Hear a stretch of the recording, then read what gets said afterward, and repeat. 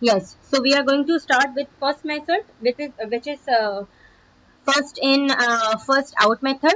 कि जो चीज आपने पहले ली है वो चीज आप सबसे पहले सेल करने लगे, ठीक है। सबसे पहले cost of goods sold calculate करने से पहले या एंडिंग इन्वेंट्री कैलकुलेट करने से पहले ये देख लीजिए, यहाँ पे लेफ्ट साइड पे हमने तीनों इन्फॉर्मेशन को दे दिया है, यहाँ पे समराइज कर दिया है। How much total units are available for sale? 600। Total cost 58,000। Revenue for the sale of 520 units 124,800। यहाँ पे इंफॉर्मेशन हमने क्लब कर दी है। Now we are going to apply the first method. अच्छा, अब सबसे easy way, by the way yes, previously आपने बहुत सारे इसके पैटर्न पढ़े होते हैं, आई मीन फॉर्मेट्स पढ़े होते हैं। So you are most welcome to apply the format that you have studied previously if you are comfortable. मैं आपको यहाँ पे सबसे सिंपलेस्ट फॉर्मेट बताऊंगी। अच्छा, यहाँ पे COGS या एंडिंग इन्वेंट्री कैलकुलेट करने के लिए simply what you have to do is you have to make a grid. आपको एक टेबल बनाना है। अब वो टेबल कौन सा है हम देखते हैं। मैं यहाँ पे मूव ऑन कर रही हूँ। तो सबसे पहले आपके पास आ जाता है इन्वेंट्री परचेजेस, यानी कौन सी इन्वेंट्री परचेज थी, ठीक है। अच्छा, अब यहाँ पे यह है कि हम इसको नंबर वाइज भी कर सकते हैं कि inventory purchase 1, inventory purchase 2, inventory purchase 3, ठीक है। या हम इसको डेट के हिसाब से भी कर सकते हैं कि जी अगर हमें यहाँ पे डेट की इंफॉर्मेशन गिवन होती तो हम आराम से बोल देते कि इन्वेंट्री परचेज कौन सी डेट थी इसकी। या तो आप नंबर यूज करते 1 2 3 करके, या तो आप सिंपली उसकी डेट्स पुट कर रहे होते, ठीक है, कि जी ये कौन सी वाली इन्वेंट्री है जिसकी हम बात करें कि इस डेट पे परचेज की गई थी। इन्वेंट्री परचेज का मतलब ये है, ठीक है। पहला आपका कॉलम बन गया इन्वेंट्री परचेज का, ठीक है। देन आपके पास आ जाता है नंबर ऑफ यूनिट्स सोल्ड। आपने कितने नंबर ऑफ यूनिट्स सेल किए हैं इस स्पेसिफिक परचेज में से। देन आ जाता है आपके पास कॉस्ट पर यूनिट सोल्ड। जो आपने यूनिट सेल किया है उसकी कितनी कॉस्ट थी, cost per unit sold. Then last आपके पास यहां पे आ जाता है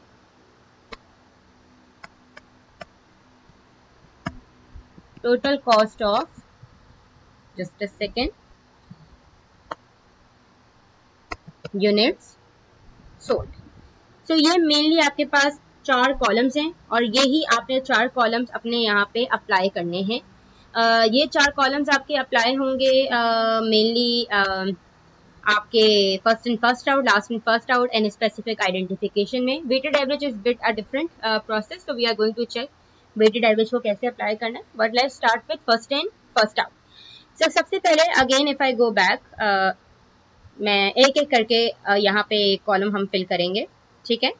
if I go back here, यहाँ पे मैं देखूं, सो मेरे पास यहाँ पे इंफॉर्मेशन है कि जी 520 मैंने अपने यूनिट्स सेल किए हैं।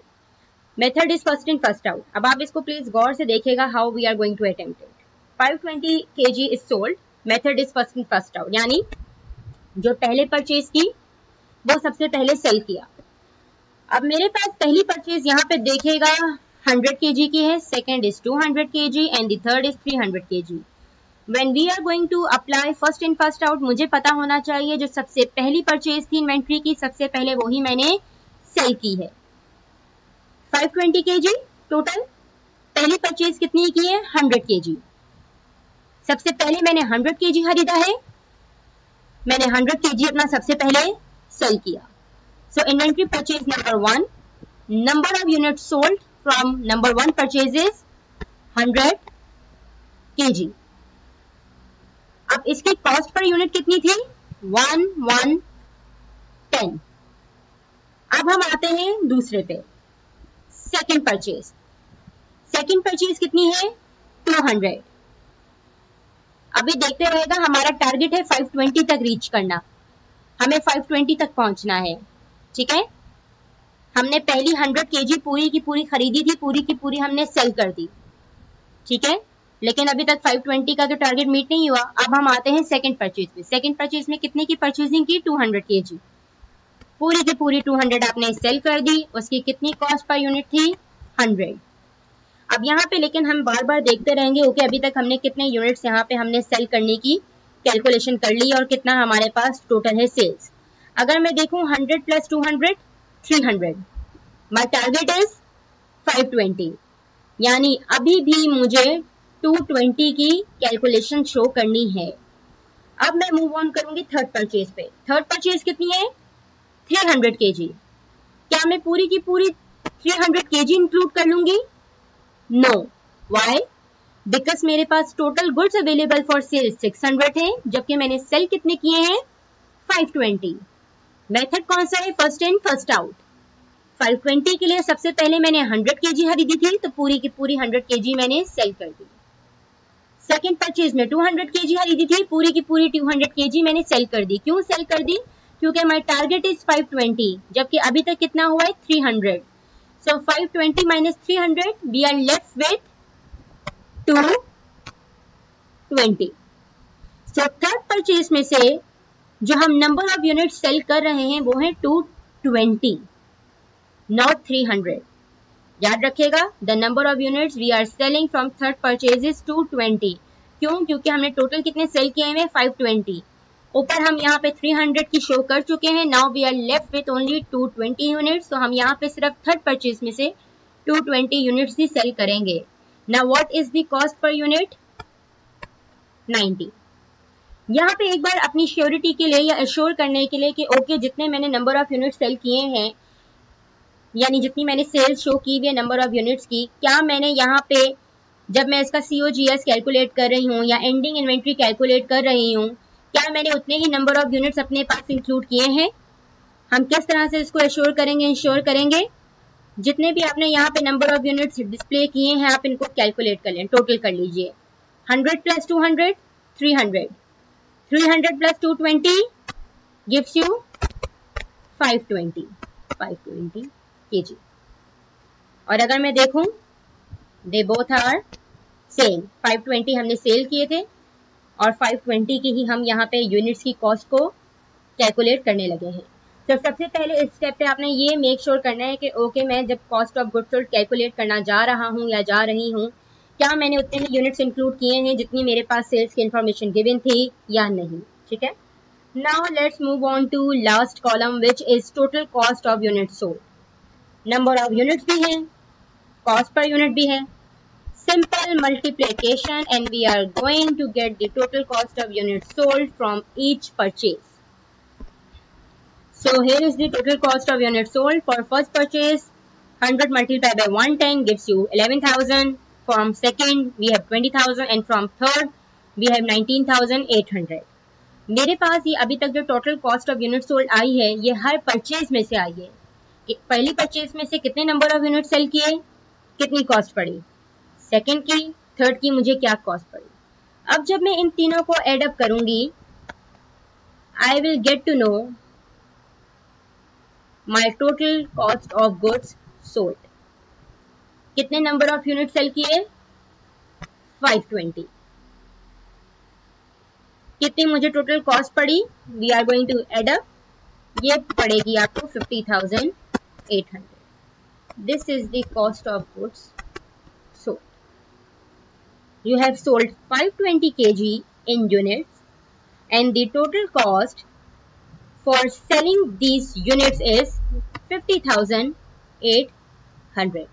This is how you are going to calculate the cost of goods sold via first in first out method. So if I go back to my this example, मैं यहाँ पे लिख सकती हूँ कि मेरी total cost कितनी पड़ी है मुझे 50,800 पड़ी है कॉस्ट।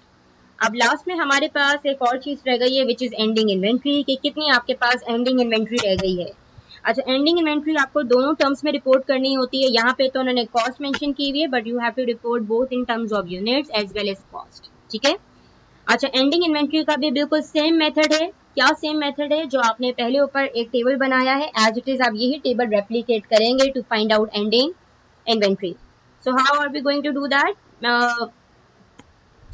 मैं अगर यहाँ पे देखूं हम किस तरह से इस टेबल को रेप्लिकेट करेंगे, इसमें थोड़ी आपके पास हेडिंग डिफरेंट होंगी। पहली क्या होगी, inventory purchase, same heading, then number of units remaining, obviously अब हमें एंडिंग फाइंड करनी है, so we should know the number of units remaining. Third is again the same, cost per unit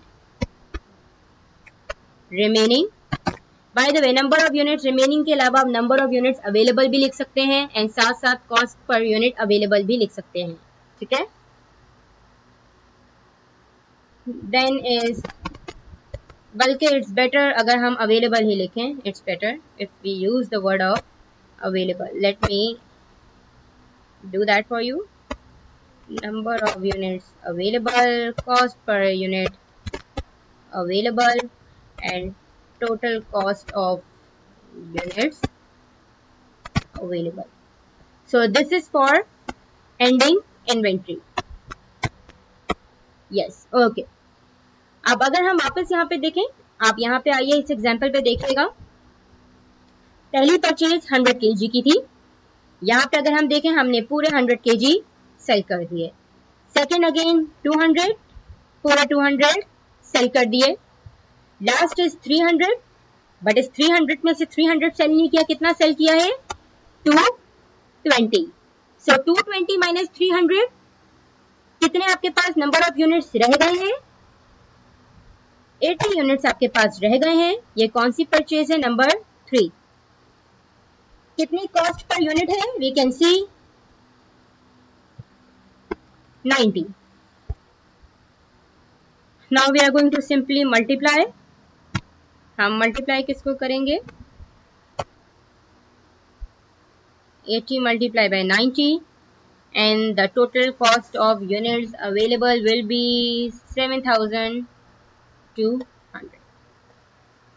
So यहाँ पे कितने आपके पास एंडिंग इन्वेंट्री में units रह गए हैं, 80, and what is the total cost of ending inventory, that is 7200. So this is how we are going to find out. This is COGS and this is ending inventory. So you can simply put 7200, ठीक है। अब यहाँ पे एक चीज है, आपको ये देखना है कि ओके आपने जितना भी ये काम किया है आपने ठीक किया है या नहीं किया है, ठीक है। इसमें आपके पास आपकी जो इंफॉर्मेशन है वो बैलेंस होती है एंड मैच होती है। किस तरह से होती है, सबसे पहले तो आपको ये पता होना चाहिए कि आपके पास जितने शुरू में total number of units available for sale थे,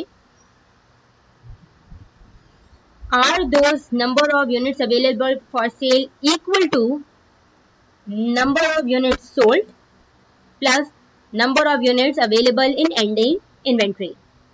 इफ वी गो बैक, हम यहाँ पे देखते हैं हमारे पास टोटल नंबर ऑफ यूनिट्स कितने थे सेल के लिए, we had 600 number of units, और मैंने कितने सेल किए हैं 520, और मेरी एंडिंग इन्वेंट्री में कितने हैं 80। If I add up 520 plus 80, 520 plus 80 gives me 600 units. यहाँ पे मुझे इतनी इंफॉर्मेशन पता चल गई है कि ओके मतलब मैंने सही नंबर ऑफ यूनिट्स के लिए यहाँ पे कैलकुलेशन की है। 520 प्लस 80 600 की ही मैं बात कर रही हूँ, ना वो एक्सीड हुए हैं ना वो लेस हुए हैं। यानी number of units available for sale should always be equal to number of units sold plus number of units remaining in your ending inventory, ये बात याद रखें। देन नेक्स्ट आपके पास पता होना चाहिए कि जो आपके पास यहाँ पे अगर हम वापस जाएं, यहाँ पे देखिएगा total cost of units available for sale is 58,000।